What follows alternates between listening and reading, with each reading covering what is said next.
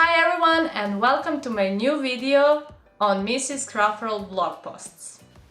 For today's topic, I will talk about paint ranges that I use.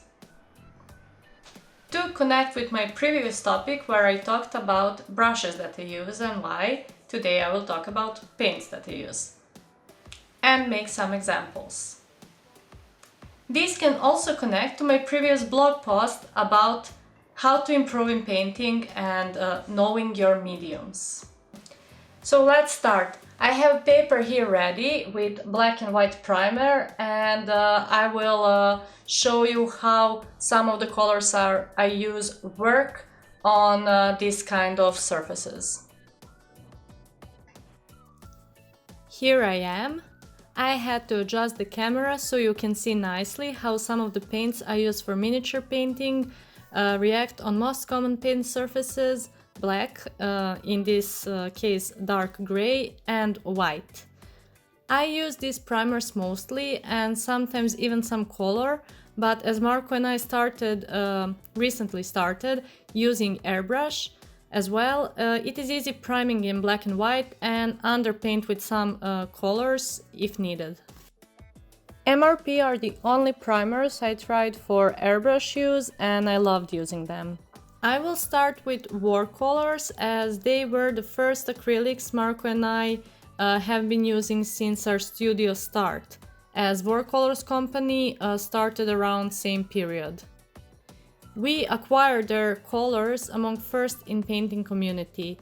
Funny fact, at this time, every time I mentioned Warcolours, people thought I talked about watercolors, and our style had some resemblance, so it wasn't that strange. I will take three colors just for demonstration on Warcolours attributes: blue, blue-gray, and warm gray 1.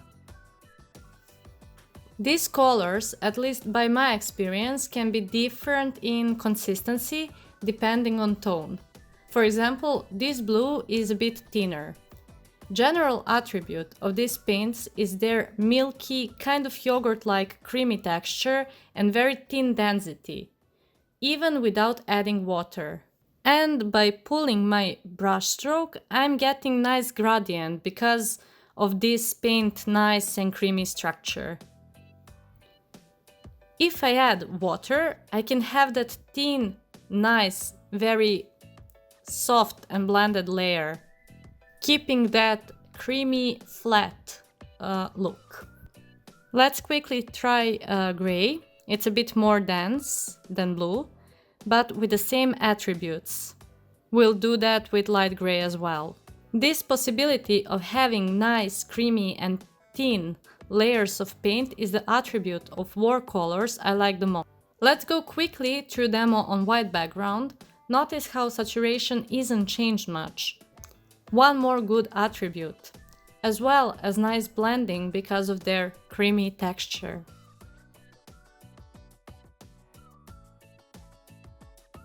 Also, I will mention their fluo paints. On black surface it is pretty thin, so it would require few layers, but still very nice tone. But on white surface, you can see now it's perfect.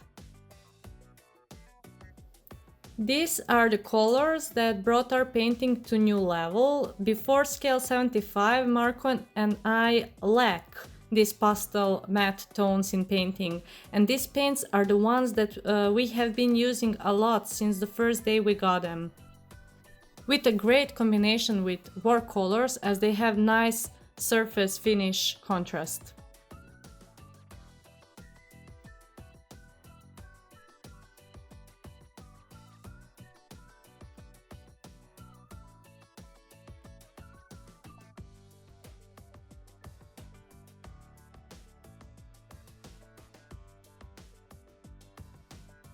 Pigments are a bit rougher and tones have that very natural feel, as I mentioned, very appealing. Notice how these earthly colors are a bit more dense.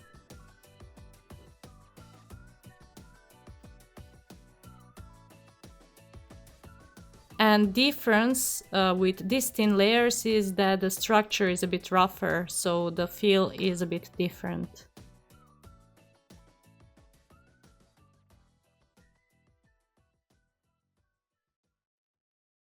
I must mention one more scale 75 range that I found very cool. It is their War Front range, mostly used in scale modeling. Still, I found these paints very great for my miniature painting. They have very strong tones and they are very dense. See how thick they are. And they are a bit more creamy than the paints I showed previously. But I love their strong color. Also, this creamy density leads me to their new range that I found perfect. It is Scale Color Artist Acrylic Smooth Paints.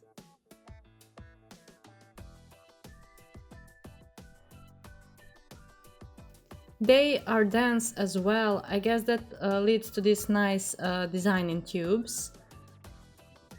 And as name says, they are very creamy, soft, smooth, with a semi-matte finish, but also very nicely saturated in tone.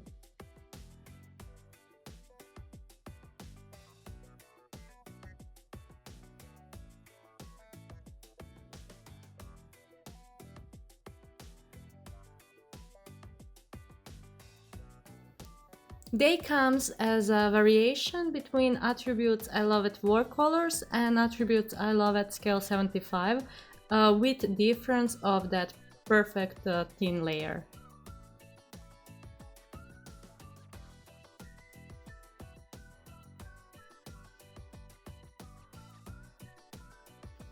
They tend to dry a bit faster because of thick density, but with adding enough water they can last long.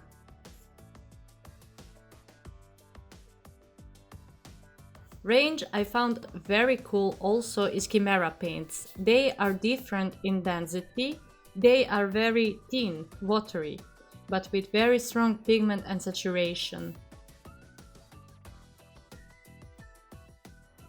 They have 13 paints in set, and it is one more attribute I really like is that you can mix a lot of nice tones with these paints. Very artistic.